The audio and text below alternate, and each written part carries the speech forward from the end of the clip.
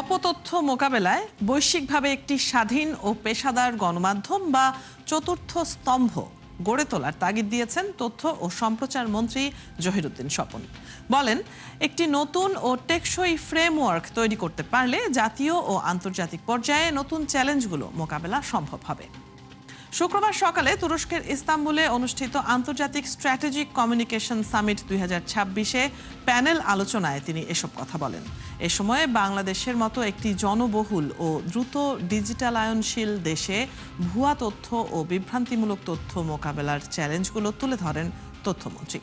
অনুষ্ঠানে তথ্য প্রাপ্তি এবং অবাধ তথ্য প্রবাহের মধ্যে একটি কার্যকর সমন্বয় গুরুত্ব তুলে ধরে মন্ত্রী জানান, অপতথ্য মোকাবেলার সবচেয়ে কার্যকর উপায় হলো শক্তিশালী প্রতিষ্ঠান গড়ে তোলা, বিশেষ করে একটি স্বাধীন ও পেশাদার গণমাধ্যম। প্যানেল আলোচনায় আরও অংশ নেন উত্তর সাইপ্রাসের পররাষ্ট্রমন্ত্রী তাহসিন এরতুগরুলুগলু, সিরিয়ার অর্থমন্ত্রী হামজা আল মুস্তাফা এবং কাজাখস্তানের সংস্কৃতি ও তথ্য বিষয়ক উপমন্ত্রী।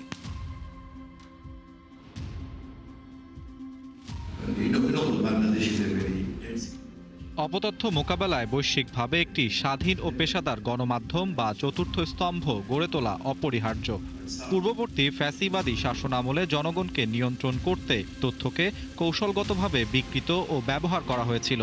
বর্তমান ডিজিটাল যুগে তথ্য প্রাপ্তি এবং অবাধ তথ্য প্রবাহের মধ্যে একটি কার্যকর সমন্বয় অত্যন্ত জরুরি। একটি নতুন ও লাগামসই ফ্রেমওয়ার্ক জাতীয় আন্তর্জাতিক পর্যায়ে উদ্ভূত নতুন চ্যালেঞ্জগুলো মোকাবেলায় রাষ্ট্রগুলোকে সহায়তা করবে এবং বিশ্ব শান্তি ও সমৃদ্ধির জন্য কাজ করবে। অপতথ্য মোকাবেলার সবচেয়ে কার্যকর উপায় হলো একটি স্বাধীন ও পেশাদার গণমাধ্যম গড়ে তোলা।